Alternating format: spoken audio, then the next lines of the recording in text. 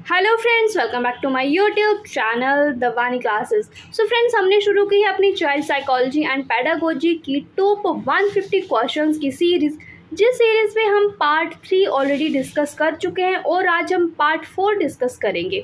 तो हम उस तरह के क्वेश्चन डिस्कस कर रहे हैं आपके साथ चाइल्ड साइकोलॉजी एंड पेडागोजी के, जो हर बार आपके एचपी टेट में पूछे जाते हैं, चाहे वो आपका आर्ट्स का टेट हो, मेडिकल हो, नॉन मेडिकल या फिर आपका जेबीटी का ही टेट क्यों ना हो। इस तरह के क्वेश्चन आपसे हर बार पूछे जाते हैं और आगे भी पूछे जाएंगे। ठीक है, तो इसका पार्ट 5 भी हम जल्दी ही लाएंगे। तो उसके लिए आपको क्या करना है, बस वीडियो को लाइक करना है, चैनल को सब्सक्राइब करना है और सब्सक्राइब करने के बाद नोटिफिकेशन बेल को प्रेस करना है, ताकि आगे कोई भी वीडियोस आए तो उनकी नोटिफिकेशन आपको सबसे पहले मिले।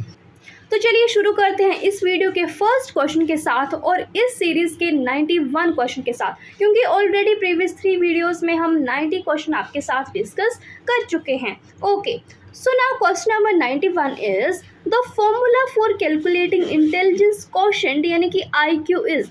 IQ को कैलकुलेट करने का फॉर्मूला क्या है? ऑप्शंस देख लेते हैं आपके पास। MA का मतलब है कि मेंटल एज, ओके, कि बच्चे की मेंटल एज कितनी है। एंड CA मतलब कि क्रोनोलॉजिकल एज। क्रोनोलॉजिकल एज होती है यानी कि जो प्रेजेंट एज है, कि कितनी एज है प्रेजेंट में बच्चे की। ठीक है, सो ऑप्शन ए है आपके पास mental age by chronological age upon 100, या फिर B chronological age upon mental age multiply by 100, या फिर C mental age upon 100 multiply by chronological age, या फिर D none of these. So IQ को हम इस तरह से कैलकुलेट करते हैं कि mental age divided by chronological age multiply by 100, कि बच्चे की जो मेंटल एज है उसको उसकी करंट एज या फिर क्रोनोलॉजिकल एज के साथ डिवाइड किया जाता है, फिर उसको मल्टीप्लाई किया जाता है, फिर जो IQ है वो आंसर आ जाता है। ठीक है, सो यहाँ पर राइट आंसर हो जाएगा आपका ऑप्शन ए कि mental age divided by chronological age multiply by 100।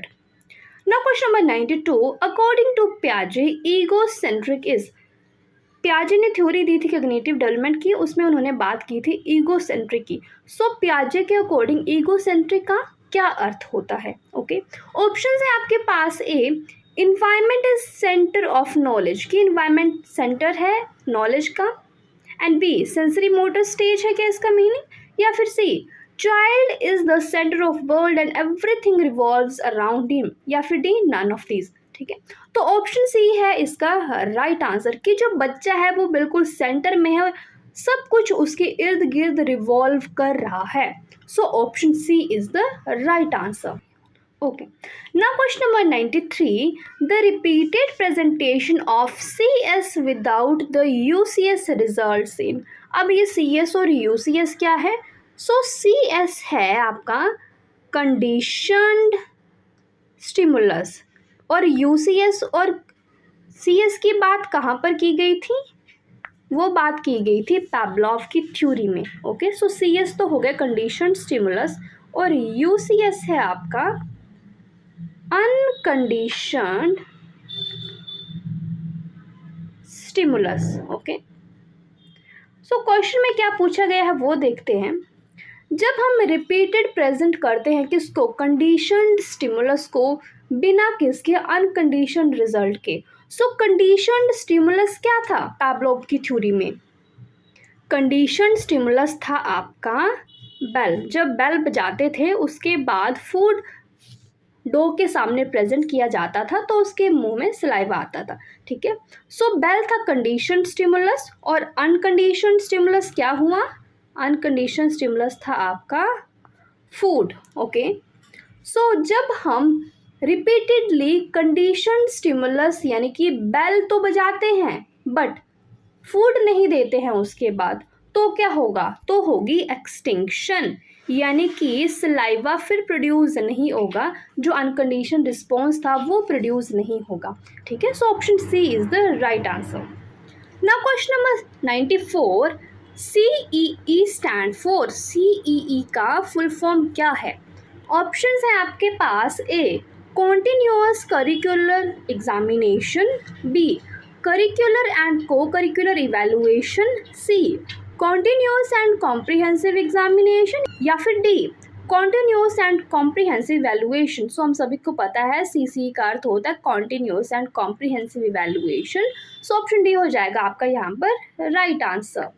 Okay, now question number 95, Alfred Binet is famous for developing the, Alfred Binet क्यों फेमस हुए थे, उन्होंने क्या डेवलप किया था, कौन सा टेस्ट उन्होंने डेवलप किया था, क्या प्रोजेक्टिव टेस्ट था, personality test, fixed alternative test या फिर इंटेलिजेंस टेस्ट। सो अल्फ्रेड बिने ने जो टेस्ट डेवलप किया था वो था इंटेलिजेंस टेस्ट। ठीक है, सो ऑप्शन डी हो जाएगा यहाँ पर आपका राइट आंसर।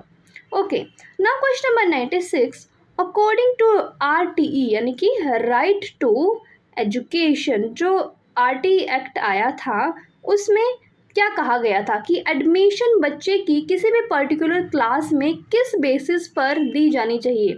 ठीक है, ऑप्शंस है हमारे एबिलिटी ऑफ चाइल्ड, बच्चे की एबिलिटी को देखकर, बच्चे की एज को देखकर, या फिर सोशो इकोनॉमिक स्टेटस क्या है बच्चे का, या फिर बच्चे के पेरेंट्स कहाँ तक एजुकेट हैं, उनकी एजुकेशन क्या है। ठीक है, सो RTE कहता है कि हमें बच्चे की एज को देखकर पर्टिकुलर क्लास में एडमिशन देनी चाहिए, जो बच्चे की एज है उसी के अकॉर्डिंग उस पर्टिकुलर क्लास में बच्चे को एडमिट किया जाना है। ठीक है, सो ऑप्शन बी हो जाएगा यहाँ पर आपका राइट आंसर।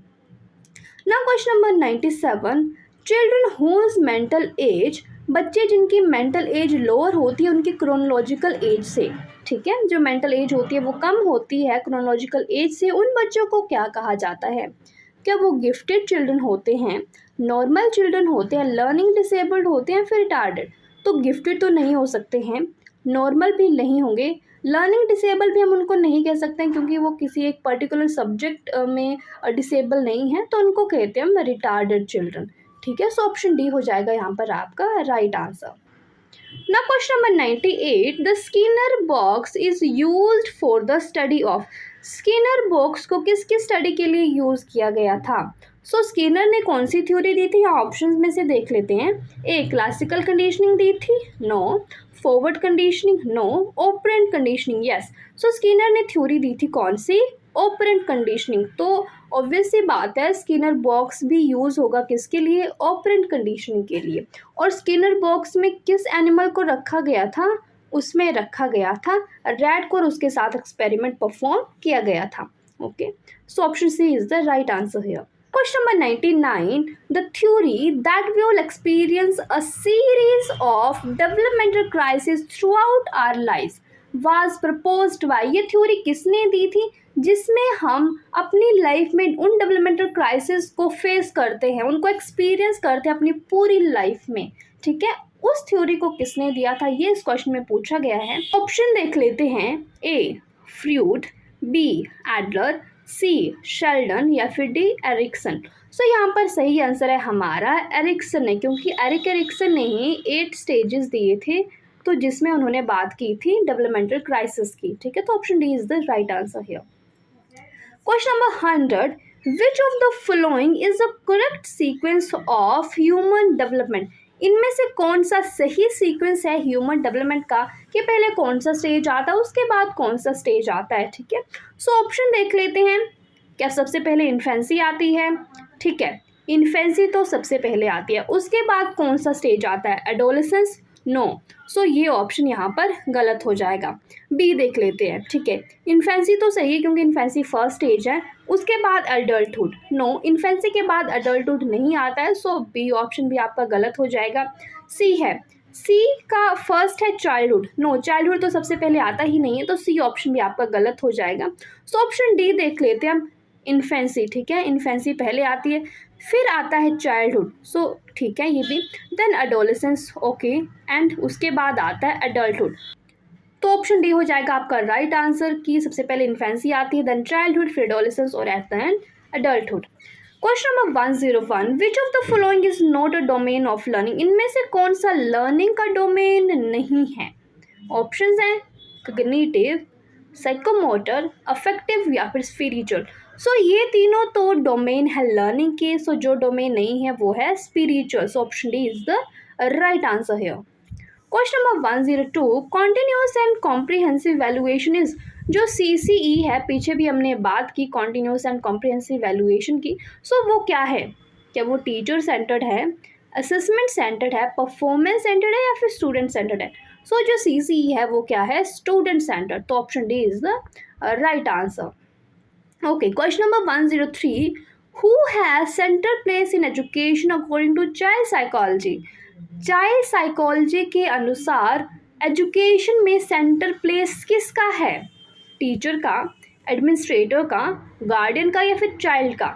ठीक है, तो चाइल्ड साइकोलॉजी कहती है कि हमें सिर्फ चाइल्ड पर फोकस करना है, तो option D is the right answer. Question number 104, dysgraphia is a learning disability which affect persons?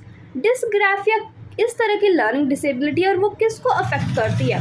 क्या वो विजुअल एबिलिटी को अफेक्ट करती है, राइटिंग एबिलिटी को अफेक्ट करती है, हियरिंग एबिलिटी या फिर रीडिंग एबिलिटी? सो डिस्ग्राफिया जो है वो राइटिंग एबिलिटी को अफेक्ट करती है, तो option B is the right answer here. Now question number 105, the condition stimulus in Pavlov's conditioning. In Pavlov की थ्योरी में कंडीशन स्टिमुलस किसको कहा था पैवलोव ने? फूड, सलाइवा, बेल या फिर नन ऑफ दिस? ठीक है, सो कंडीशन स्टिमुलस थी बेल, क्योंकि बेल पर कंडीशनिंग की गई थी, तो option C is the right answer. Question number 106, what type of factor motivation is? Motivation जो है वो किस तरह का फैक्टर है? फिजिकल फैक्टर है, सोशल फैक्टर है, साइकोलॉजिकल फैक्टर है या फिर कल्चर फैक्टर है? सो जो मोटिवेशन है वो साइकोलॉजिकल फैक्टर है, क्योंकि जब आप मोटिवेट करते हो बच्चे को तो वो और ज़्यादा अच्छा करने की कोशिश करता है, तो ये साइकोलॉजिकल फैक्टर है। ना question number 107, when a teacher considers boys as naturally better at mathematics than girls, it shows that a teacher is। जब टीचर कंसीडर करता है कि जो लड़के हैं वो नेचुरली अच्छे हैं किससे? लड़कियों से, तो ये शो करता है कि टीचर किस तरह का है, कि वो राइट माइंडेड, उसका माइंड सही है, जेंडर बायस है टीचर, एथिकल है या फिर जेंडर पैरिटी है उसमें। ठीक है, जेंडर पैरिटी होती है समानता की, वो दोनों जेंडर्स को इक्वल समझ रहा है, तो यहाँ पर ऐसा नहीं है, एथिकल भी नहीं है और राइट माइंडेड तो बिल्कुल भी नहीं है, तो जो टीचर है वो जेंडर बायस्ड है, तो option B is the right answer, कि वो टीचर जो है वो लिंग पक्षपात कर रहा है। ठीक है, so option B is the right answer. Question number 108, problem solving is necessary for dash of children. Problem solving क्यों इम्पोर्टेंट है? ठीक है, क्रिएटिव डेवलपमेंट के लिए, फिजिकल डेवलपमेंट के लिए, इकोनॉमिक डेवलपमेंट के लिए, फिर none of this? So physical और इकोनॉमिक डेवलपमेंट के लिए तो नहीं हम बोल सकते हैं, सो जो प्रॉब्लम सॉल्विंग है वो क्रिएटिव डेवलपमेंट के लिए इम्पोर्टेंट है, so option A is the right answer. Now question number 109, human personality is the result of. Human personality किसका रिजल्ट है? हेरिडिटी का है सिर्फ, या फिर अपब्रिंगिंग या फिर शिक्षा का, कि किस तरह से बच्चे की अपब्रिंगिंग हुई है अपनी फैमिली में, या फिर शिक्षा किस तरह की उसको मिल रही है, या फिर ये इंटरेक्शन है किसका? हेरिडिटी और इन्वायरमेंट दोनों का, या फिर सिर्फ इन्वायरमेंट से ही पर्सनैलिटी पर अफेक्ट होता है। ठीक है, सो जो पर्सनैलिटी है वो इन्वायरमेंट और हेरिडिटी दोनों का इंटरेक्शन है, so option C is the right answer. Okay, question number 110, the principle of trial and error was propounded by. So जो ट्रायल एंड एरर थ्योरी दी थी वो किसने दी थी? क्या वो थॉर्नडाइक ने दी थी, बिने ने दी थी, कोहलर या फिर पैवलोव ने दी थी? सो ट्रायल एंड एरर थ्योरी दी थी थॉर्नडाइक ने, सो option A is the right answer. Question number 111, which of the following is an emotion. इनमें से कौन सा एक इमोशन है, कौन सा संवेग है? ऑप्शन है मेमोरी, क्या मेमोरी इमोशन है, फेयर, अटेंशन या फिर स्टिमुलस? तो जो हमारा इमोशन है इनमें से वो है कौन सा? फेयर, जो डर है।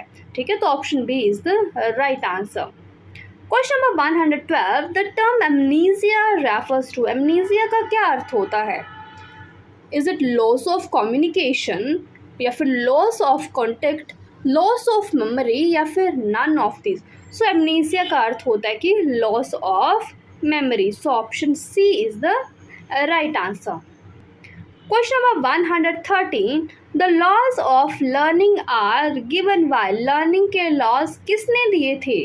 ऑप्शन है आपके पास, A Pavlov, B Thorndike, C Kohler या फिर डी स्किनर। सो लर्निंग के लॉज दिए थे आपके थॉर्नडाइक ने, उन्होंने प्राइमरी लॉज और सेकेंडरी लॉज के बारे में भी बात की थी। ठीक है, so option B is the right answer. Question number 114, a child whose IQ is above 140, जिस बच्चे का IQ 140 से अबव होता है उसको हम किस कैटेगरी में कैटेगराइज करते हैं? क्या वो मेंटली रिटार्डेड है, एवरेज है, इडियट है या फिर जीनियस है? सो जिस बच्चे का IQ 140 से अबव होगा उसको हम जीनियस में कैटेगराइज करेंगे। ठीक है, गिफ्टेड चिल्ड्रन हम उसको बोलते हैं, तो option D is the right answer. Question number 115, on the basis of child psychology which statement is appropriate? ठीक है, चाइल्ड साइकोलॉजी के अकॉर्डिंग इनमें से कौन सी स्टेटमेंट अप्रोप्रिएट है? कि एवरी चाइल्ड इज सेम, सभी बच्चे एक तरह के हैं। एवरी चाइल्ड इज स्पेशल, सभी बच्चे स्पेशल हैं। सम चिल्ड्रन आर स्पेशल, ठीक है, या फिर some children are same. So option B हो जाएगा राइट आंसर कि सभी बच्चे जो हैं वो स्पेशल हैं। ठीक है, question number 116, educational psychology is the science of education, this definition was given by. Education psychology जो है वो साइंस है किसकी? शिक्षा की। ये डेफिनेशन किसने दी थी? क्रू एंड क्रो ने, RB कैटल ने, BF स्किनर ने या फिर पील ने। ठीक है, तो option D is the right answer. Peel ने कहा था कि एजुकेशन साइकोलॉजी जो है वो साइंस है एजुकेशन की। Question number 117, the factor G in the Spearman definition of intelligence stands for. So Spearman ने कौन सी थ्योरी दी थी? स्पेरमैन ने थ्योरी दी थी 2 फैक्टर थ्योरी ऑफ इंटेलिजेंस। तो 2 फैक्टर उन्होंने बात की थी, एक था कौन सा? G फैक्टर और दूसरा था S फैक्टर। तो G का मतलब है कि जर्नल फैक्टर और S का स्पेसिफिक फैक्टर। तो इनमें से ऑप्शन आपका सही है, ऑप्शन सी, जिसमें जर्नल इंटेलिजेंस की बात की है, तो this is right answer. Question number 118, a 5-year-old child's mental age is 6, then his IQ will be। कोई बच्चा है, उसकी एज कितनी है? 5 ईयर। ठीक है, तो इसको क्या कहते हैं हम? क्रोनोलॉजिकल एज, जो उसकी एक्चुअल एज है। और उसकी मेंटल एज कितनी है? उसकी मेंटल एज है 6 ईयर्स। ठीक है, तो उसका IQ क्या होगा? तो अभी हमने सबसे पहले क्वेश्चन में फॉर्मूला देखा था कि IQ का फॉर्मूला होता है mental age divided by chronological age multiply by 100। तो जब हम इसकी वैल्यूज़ पुट करेंगे कि 6 डिवाइडेड बाय 5 मल्टीप्लाई बाय 100, ठीक है, तो इसका आंसर क्या आ जाएगा? 120। ठीक है, तो ऑप्शन ए हो जाएगा आपका यहाँ पर राइट आंसर कि उस बच्चे का IQ कितना है? 120 है। तो 119, what is the main objective of teaching mathematics according to NCF 2005? NCF 2005 के अकॉर्डिंग जो मेन ऑब्जेक्टिव था किसका? मैथ्स को टीच करने का स्कूल्स में, वो क्या था? ऑप्शन है हमारे, A to give knowledge of arithmetic to the children, बच्चों को अरिथमेटिक का नॉलेज देना, या फिर बच्चों का मैथ्स के प्रति इंटरेस्ट डेवलप करना, या फिर to develop logical and problem solving ability in the children, या फिर D emotional development of child. तो डी तो नहीं हो सकता है। तो इन तीनों में से जो सही आंसर है वो है आपका ऑप्शन सी कि बच्चों में लॉजिकल और प्रॉब्लम सॉल्विंग एबिलिटी को डेवलप करना है हमें मैथ्स के through. Okay, question number 120, which of the following is an objective question? में से कौन सा ऑब्जेक्टिव क्वेश्चन है?